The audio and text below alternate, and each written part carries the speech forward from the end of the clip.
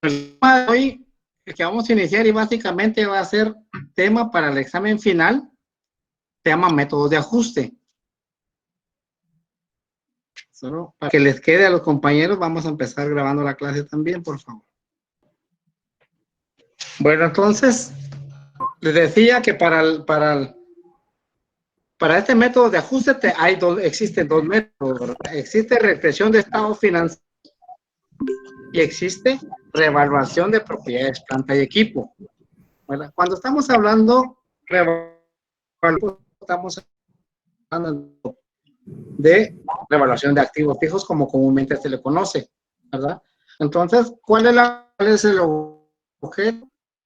Evaluar activos o propiedades, planta y equipo, ¿verdad? Entonces,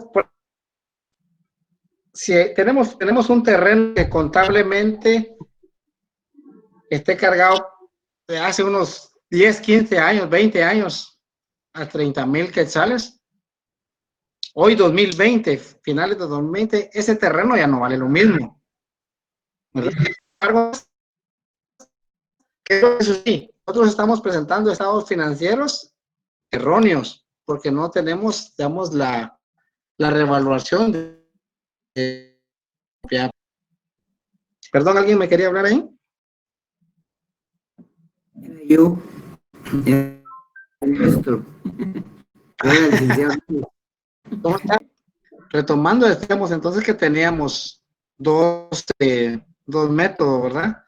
Reexpresiones financieros y revaluación de propiedades, planta y equipo.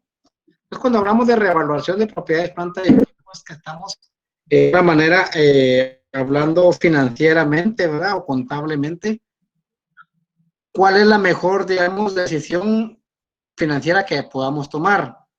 Y hablábamos de un terreno que costaba hace 10, 15 años 30,000 y hoy contable 30,000. Entonces, ya no equipara, digamos, a la actual, ¿verdad? Entonces, estamos usando estados financieros erróneos, ¿verdad? Entonces, es lo que de alguna manera tenemos que ir corrigiendo. Por ejemplo, en una maquinaria, probablemente una maquinaria esté produciendo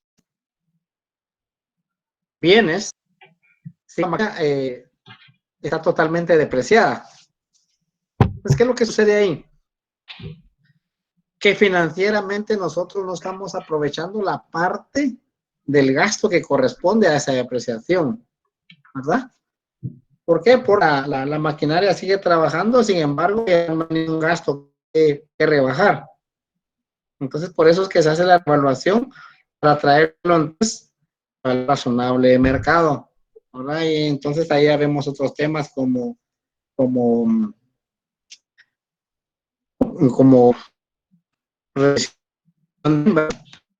cuánto cuesta la posición, años de vida útil que le quedan, vida útil a partir de la relación tener, y si la relación y si la vida útil que se estaba manejando en función de la contabilidad está equiparado con la realidad de los valores.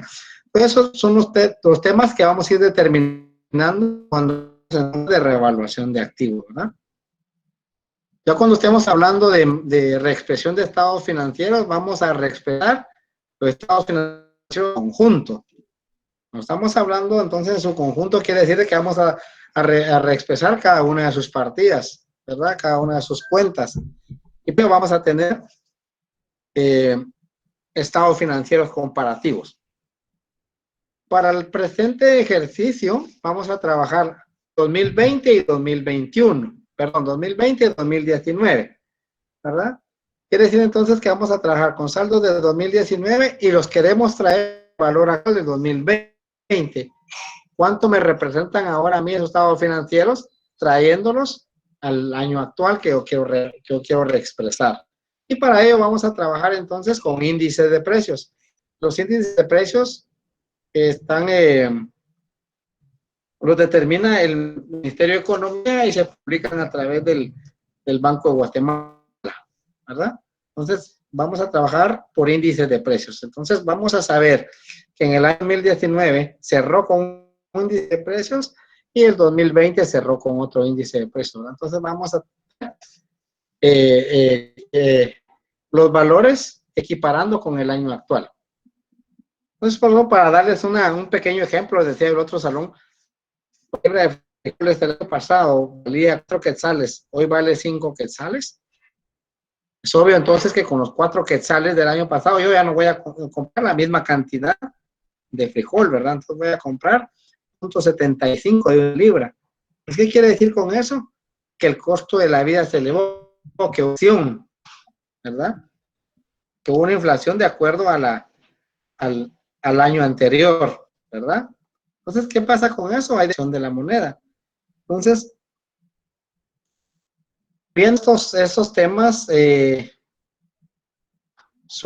vamos a ver la NIC 29 y la NIC 29 nos habla específicamente de economías hiperinflacionarias. Cuando hablamos de economías hiperinflacionarias, si nos vamos al otro lado del mundo, podemos determinar que en Bielorrusia y Sudán del Sur existe una economía inestable, ¿verdad?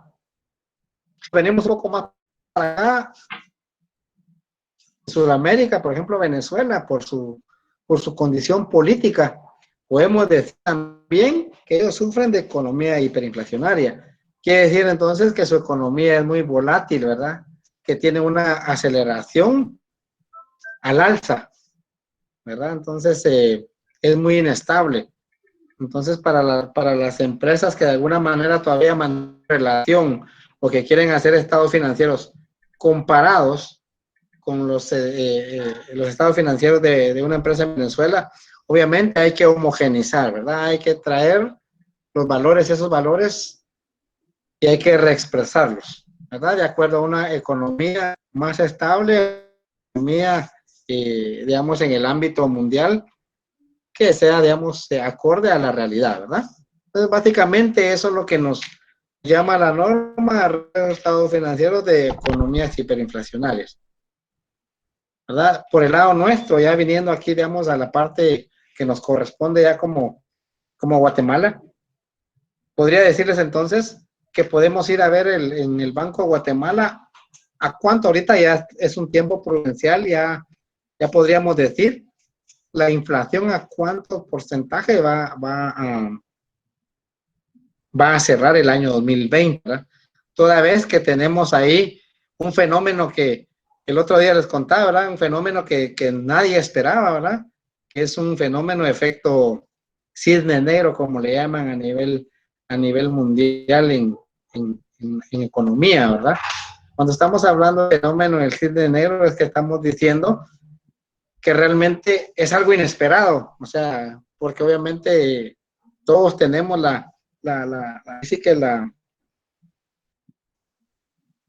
tenemos el conocimiento de que solo existen cisnes blancos, ¿verdad? Y cuando se habla de algo que realmente puede ser que nunca no exista o no vaya a pasar, sin embargo, sí existen los cisnes negros, pero son muy raros en su especie, pero existen. Entonces es lo que en economía, traduciéndolo a la economía, digamos, es un evento que probablemente va a suceder, ¿verdad? Pero cuando sucede, tiene secuelas de alguna manera repitosas, económicamente hablando, ¿verdad? Y a nivel también de, como ya lo vimos, a nivel de índice de muerte que hubieron, ¿verdad? Entonces es un fenómeno que realmente tiene muy pocas probabilidades de existir o que ocurra, muy pocas, mínimas. Sin embargo, cuando ocurre, es de un gran impacto a nivel de la ¿verdad? Propiamente a nivel de economía y a nivel, digamos, también hablando de vidas humanas, ¿verdad?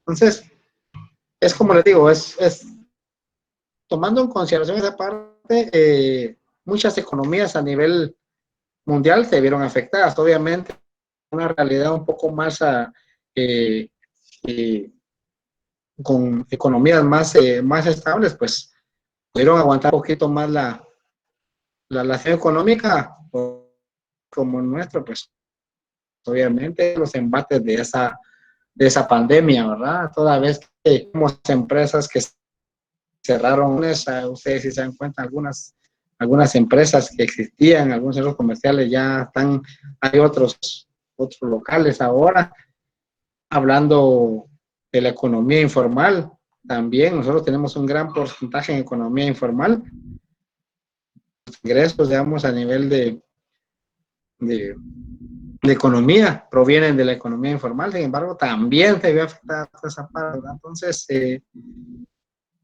esperemos que no vaya a cerrar con un porcentaje alto la inflación para este año, toda vez que Guatemala siempre, de alguna manera, no ha cerrado con los índices muy altos, ¿verdad? O sea que se mantiene el poder adquisitivo de la moneda con relación al dólar, que es nuestra moneda para que nos equiparar nuestra moneda. Entonces, básicamente, en términos generales, eso es lo que nosotros vamos a trabajar en nuestro caso práctico. Ir trabajando la reexpresión de estados financieros y traerlos al año actual. ¿Cómo lo vamos a hacer? Por medio de índice de precios, como les decía, ¿verdad? O sea, ¿cuánto vale ahora mi estado financiero y cuánto valía en el 2019? ¿Verdad? Entonces, eso es lo que vamos a hacer con la reexpresión de estados financieros, ¿verdad? Y solo para ir cerrando ya esta parte explicativa, les comenté a los compañeros que, por ejemplo, si nos vamos a 10 años atrás, por no irnos tan lejos, ¿verdad? Hace 10 años nuestros sueldos eran diferentes a los de hoy, porque gradualmente se han ido incrementando, ¿verdad? Pero no realmente con el aumento gradual que ha tenido la inflación a nivel nacional, ¿verdad? Entonces, por eso es que digamos, a nivel economía, a nivel personal, también nos ha costado un poquito más, ¿verdad? Porque si bien es cierto, hemos tenido aumentos anuales de salarios, pero también no ha sido, digamos, porcentualmente de acuerdo a la inflación anual que se ha tenido. Entonces es ahí donde, si nosotros decimos que nuestro sueldo del año, de hace 10 años ha crecido, digamos, un 120%, un 20% más, ahora sumemos cuánto nos ha costado, digamos, la inflación anual porcentualmente y sumémoslo por 10. O sea, no equipara. La verdad que no equipara, ¿verdad? Entonces, sí hay desbalance ahí en esa situación, ¿verdad? Que hace de alguna manera que nuestra economía también se ve afectada.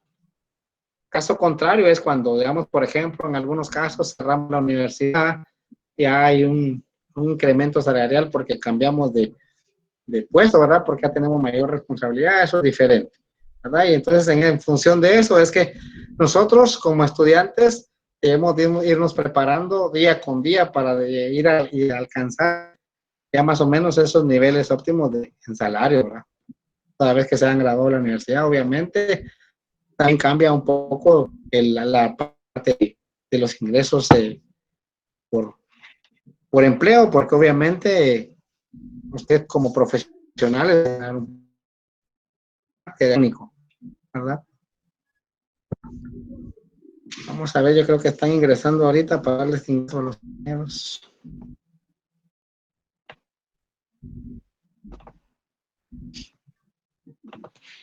Bueno, entonces hablamos de NIC 20. El principio único contenido en la NIC 29 es que los estados financieros de una entidad que reporta en la moneda de una hiperinaria deben ser señalados en términos de la unidad de medición corriente a la fecha del balance general. Entonces, lo que les decía, tenemos que equipararlo de acuerdo a la fecha de cierre, o sea, corriente, año corriente, ¿verdad? Por decirles algo, el año 2020, digamos, el 2018 es 150 y cerramos el 2019 145, entonces hay que hacer una operación ahí matemática, una regla de 3 para traer los saldos del año, los saldos del año 2020, ¿verdad? Vamos a ver cuando estemos determinando ya cada uno de los casos. El objetivo de esta ley 29 es establecer estándares específicos para las empresas que reportan en la moneda de una economía, de manera que la información financiera que se suministre sea significativa. Obviamente, no podemos prestar financieros de acuerdo a una economía hiperinflacionaria, ¿verdad? Entonces, tenemos que traerlos a al año corriente o al año actual que estamos evaluando. En medio, los estados financieros se preparan a partir del costo histórico, sin considerar el aumento que se produce constantemente en el nivel general de precios. Algunas correcciones que se producen contablemente se refieren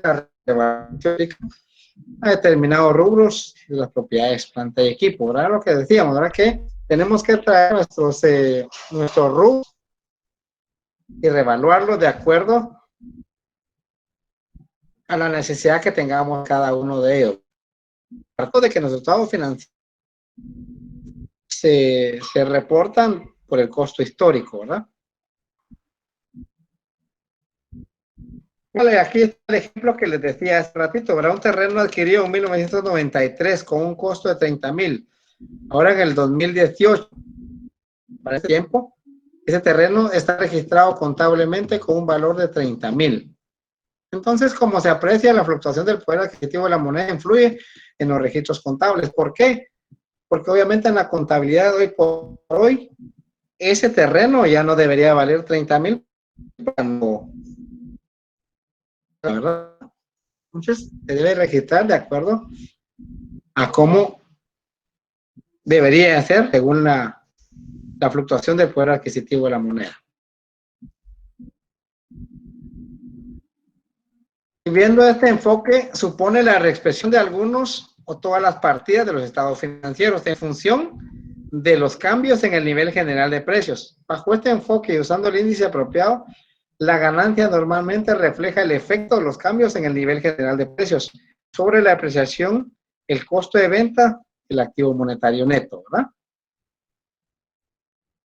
Y hablando entonces de las partidas monetarias, podemos decir que comprenden el efectivo, las partidas por cobrar, las partidas por pagar en efectivo, activos a corto plazo, excepto inventarios, y pasivos a corto y largo plazo. ¿Qué caracteriza esas partidas monetarias? Se caracterizan porque expresan y representan moneda corriente. Las partidas monetarias pierden o ganan el poder adquisitivo al existir inflación o deflación. Hablamos de deflación, estamos hablando entonces contrario a la inflación, ¿verdad? Cuando hay deflación, entonces, cuando la inflación como tal se va al alza, entonces, ¿verdad?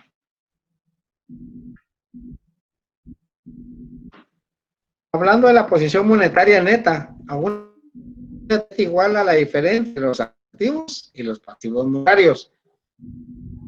Entonces, la posición puede ser positiva y cuando los activos monetarios exceden a los pasivos monetarios. Y el caso contrario es cuando es negativa, cuando los activos monetarios son menores que los pasivos monetarios. ¿Recuerdan que siempre hacíamos esa relación con las partidas monetarias al final o en medio del ejercicio, ¿verdad?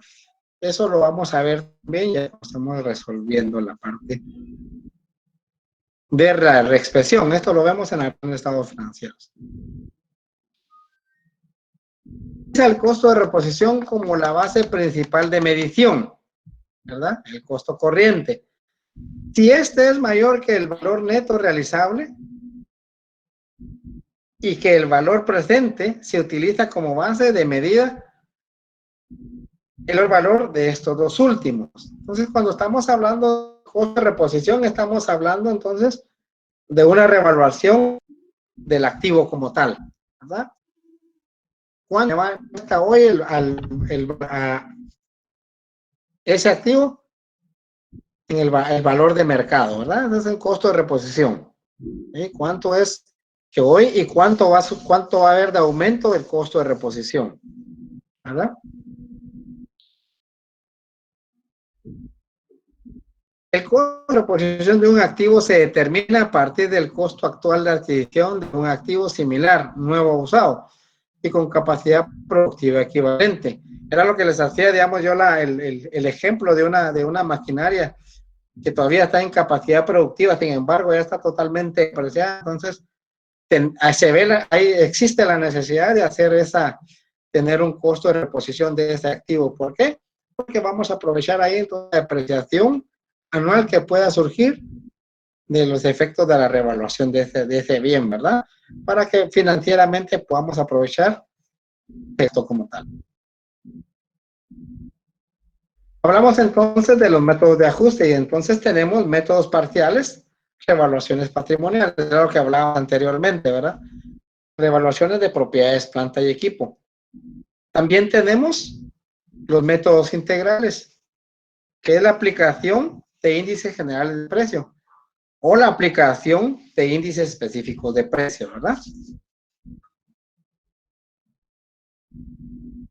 Cuando estamos hablando de métodos parciales, se refiere a la revaluación de una partida de los estados financieros, específicamente a sus propiedades, planta y equipo, como ya lo he platicado antes.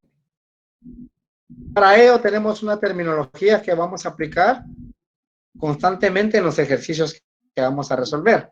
Tenemos, por ejemplo, el poder adquisitivo. El poder adquisitivo no es más que la capacidad de compra que se tiene. La inflación, como tal, es el alza generalizada de los precios, ¿verdad? Entonces, ya se hacen las mediciones y se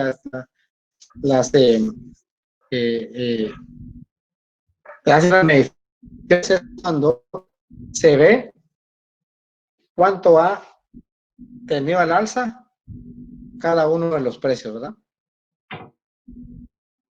Costo de reposición es el monto necesario de desembolsar para reponer un activo, que generalmente es igual al valor razonable del mercado, ¿verdad? O sea, por hacer la analogía, les decía a los compañeros por ejemplo, si ustedes compraron una hace 2 años, esa laptop hoy por hoy ya no tiene el mismo. Ustedes la quieren vender, los quieren vender a 5,000, ya no, ¿verdad? Ya no tiene el mismo precio. Primero por 2 años de depreciación, ¿verdad? Ustedes se van, digamos, a la letra muerta según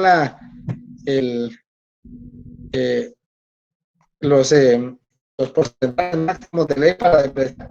Cuando hablamos de cómputo es el 33.33%, o sea, en 3 años se da totalmente depreciado un equipo de cómputo, ¿verdad? Obviamente porque la tecnología año con año va avanzando, ¿verdad? Y se van quedando obsoletos. No quiere decir con ello que ya no sirvan, sino que van quedando obsoletas o de alguna manera hay de nueva gama equipos, ¿verdad? Entonces, básicamente, si ustedes quieren vender su equipo hoy, tienen que ir equiparando al valor razonable de mercado, ¿verdad? Entonces, ya tiene que poner el precio de su bien a cuánto debería estar valiendo hoy en la fecha. Veamos el valor justo de tasación. El valor justo de tasación es el costo de reposición, ¿sí? Menos la depreciación acumulada calculada sobre la misma base, ¿verdad? Y eso va a ser muy repetitivo el tema cuando estemos viendo el caso práctico resolviéndolo, ¿verdad? Cuando hablamos de métodos integrales, se refiere a la reexpresión de las cuentas de balance y situación de una empresa utilizando índices de precio. Entonces, para ello, ya terminando la parte aplicativa, podemos ver entonces un par de casos prácticos. Vamos a analizar el primero para que ustedes tengan ya en contexto de lo que vamos a hablar, ¿verdad? Dice, la empresa quiere ganar una maquinaria el 1 de enero 2000 a un costo de 400,000 quetzales tiene una depreciación acumulada de 160,000 al 1 de enero del año 2017. Al 1 de enero de 2017, ¿verdad? En esta fecha se tratan a ingenieros evaluadores. Ellos calculan que la maquinaria debería de tener todavía una vida útil de 2 años y un costo de reposición de 600,000. Bueno, solo para analizar entonces este parrafito que tenemos acá, si le van tomando un screenshot o le pueden tomar una fotografía, por favor, porque este lo vamos a resolver el día de mañana, sin embargo, hoy lo vamos a analizar. Entonces, si ustedes se dan cuenta, tenemos un valor original. El valor original dice que son 400,000 quetzales. Una fecha de adquisición, el 1 de enero, ¿verdad? Y también tiene una depreciación acumulada de 160,000. Entonces, si yo estoy diciendo una depreciación acumulada, estoy diciendo entonces que han transcurrido años, ¿verdad? Entonces acá la interrogante sería, ¿cuántos años han transcurrido? ¿Y cómo determinó? Entonces vemos que la fecha de adquisición fue el 1 de enero de 2009, ¿verdad? Y al 1 de enero de 2017 es que estamos haciendo la revaluación. Entonces decimos, ¿cuántos años han transcurrido la fecha de adquisición del bien?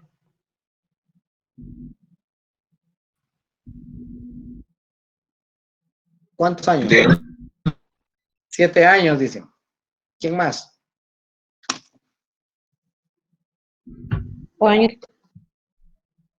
8 años. ¿Quién más?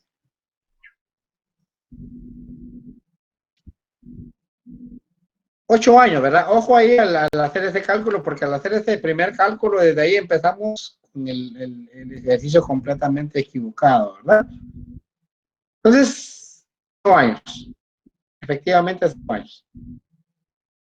Entonces, decimos que han transcurrido 8 años, ¿verdad? Pues, ¿cómo voy a determinar yo mi vida útil de ese bien? Si ya tengo, por ejemplo, costo original 2,000, depreciación acumulada 160,000, años de uso, 8 años de uso, ¿verdad? Entonces, ¿cómo voy a determinar yo la vida útil de ese bien? ¿Cómo está determinado? Finalmente, ¿cómo está determinado en la contabilidad de la empresa, verdad? Entonces, tenemos una depreciación acumulada de 160,000. ¿Cuánto, según los datos que tenemos, cuánto es mi depreciación anual?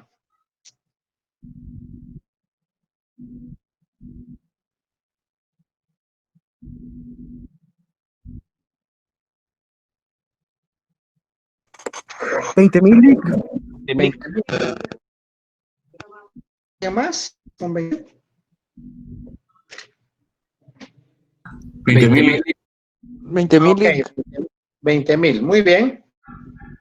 Bueno, ya tenemos una depreciación anual. Cuando estamos hablando de depreciación anual, de que nosotros hemos estimado cuántos años vamos a depreciar ese bien, ¿verdad? Si ya tenemos una depreciación anual. ¿Cómo vamos a determinar eso entonces? Porque tenemos un costo original, ¿verdad? Teniendo el costo original y tenemos una depreciación, ya sabemos en cuántos años se va a depreciar totalmente ese bien. ¿Y cómo lo hacemos? 400,000 dividido 20,000, ¿verdad?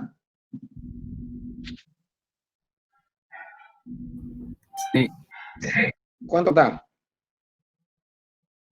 20 años. 20 años de vida útil, ¿verdad? Quiere decir que ese bien lo voy a depreciar yo en 20 años.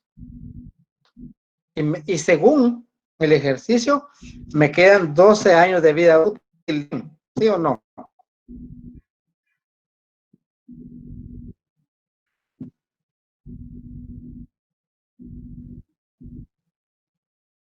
porque a la fecha se han depreciado 20,000 por 8 años de uso, ¿verdad? 20,000 me dan 160,000. Entonces yo tengo una depreciación acumulada de 160,000, ¿verdad? Para que sea depreciado totalmente de bien, tienen que transcurrir 12 años. Así está la contabilidad. Ese es el primer escenario. ¿Qué dice ahora en esta fecha, el 1 de enero de 2010, en esta fecha se contratan ingenieros evaluadores y calculan que la maquinaria debería de tener todavía una vida útil y un costo de reposición de 600,000. ¿Qué me ayuda ahí? ¿Qué me está diciendo esa segunda parte del párrafo?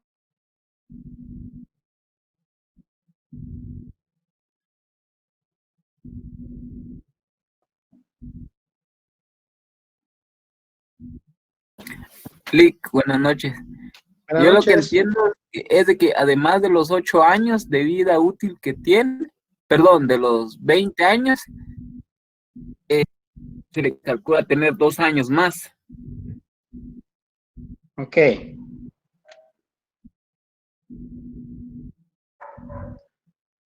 ¿Alguien más?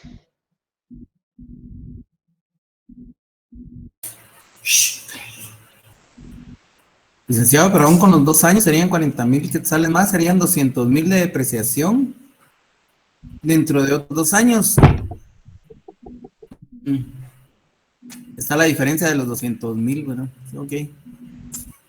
Sí, hay Sí, 200 más o que no. menos ahí va, ahí va. Ujú. Por ejemplo, solo para ponerles ahí,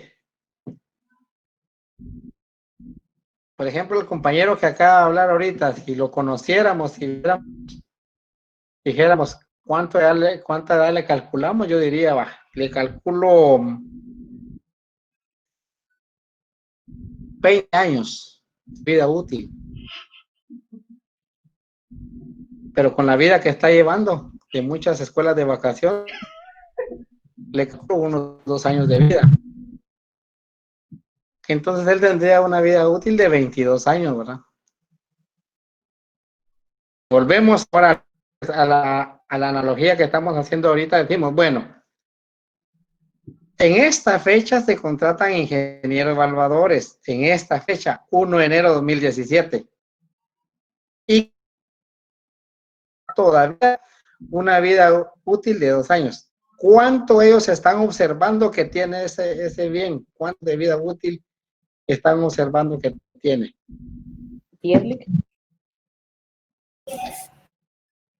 12. No, porque tiene 9. 10 años, Lick. 10 10 años, años en total, ¿verdad? Sí, 10 años, licenciado. Ok, 10 años en total. ¿Por qué? Porque el bien, ellos están observando que tiene 8 años de uso, ¿sí? Según su fecha de adquisición. Entonces ellos dicen, bueno, estamos calculando que la maquinaria debería tener todavía, aparte de los 8 años, una vida útil de 2 años. Entonces la vida útil de ese bien van a ser 10 años. Licenciado, A la orden. eso quiere decir que entonces la vida útil llega hasta el 2019. Sí. Entonces, ahí vamos con la siguiente analogía, ¿verdad? Entonces, por ejemplo, ¿cómo en el primer escenario, cómo estaba la contabilidad? Depreciando 20,000 anuales, ¿verdad? Quiere decir que en 20 años está totalmente depreciado el bien. Ahora le están restando los años de vida útil a la mitad. Quiere decir que ahora, para que se deprecie en 10 años, yo tengo que duplicar esa depreciación anual, ¿verdad? ¿Entienden?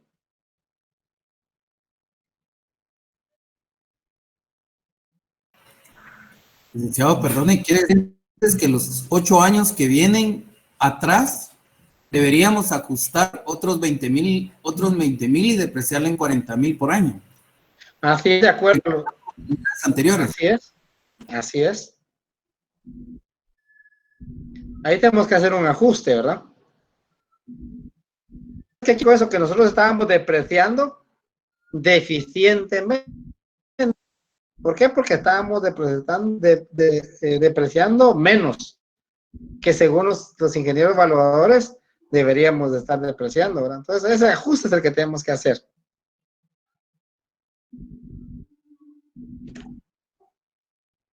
¿Dudas?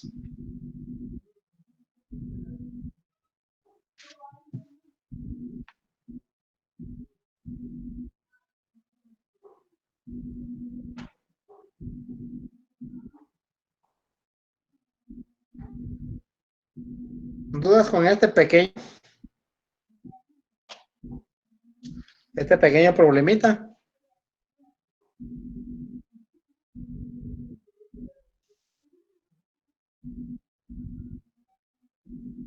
Recuerden que para el examen realmente puede variar. Estos casos no pueden variar. Puede variar de alguna manera la forma como se les vaya a presentar. Pero, digamos, la información como tal es la misma. Los cálculos que tienen que hacer ustedes son los...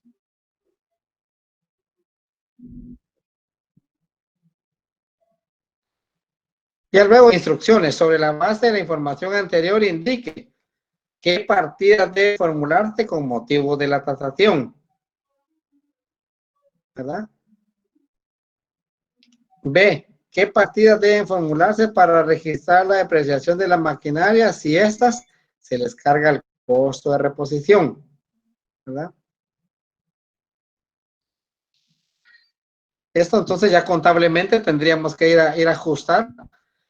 La número 1 debería ser el ajuste de la depreciación acumulada, ¿verdad? Porque si depreciar en menos tiempo, es obvio que vamos, y aquí es, si decimos menos tiempo, es a la mitad del tiempo, ¿verdad? Que se tenía estimado depreciar en 20 años, ahora se está estimando que se va a depreciar en 10 años. Entonces, en menos tiempo, entonces mayor va a ser el valor para depreciar anualmente, ¿verdad? Y si estamos diciendo la mitad, obviamente estábamos depreciando 20 por 2, 40,000 vamos a estar depreciando ahora anual, ¿verdad?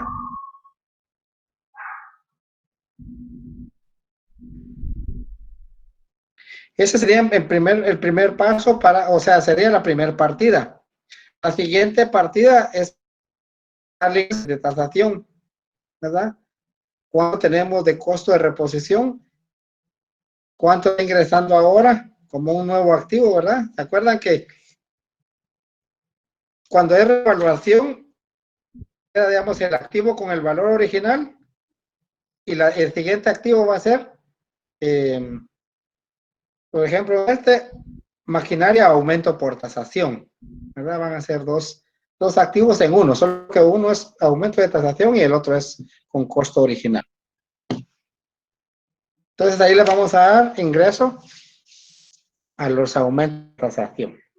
Después viene la parte ya de impuestos, ¿verdad? Que se hace el cálculo para hacer el pago de impuestos y después el pago de los impuestos. Pero en esta oportunidad solo voy a llegar al paso número 2. No vamos a hacer el cálculo de impuestos.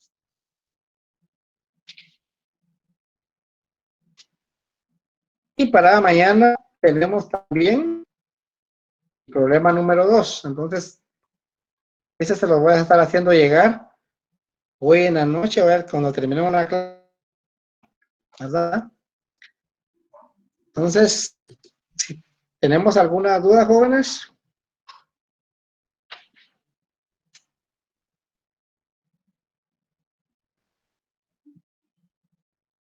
Para mañana, bueno, digamos, de aquí en adelante, si tuviésemos dudas con relación a la plataforma, dudas así muy generales, espero que las resolvamos a final de clase, ¿verdad? Para que mañana empecemos, si no puntual, esperando a los compañeros, dando un margen de tiempo mientras se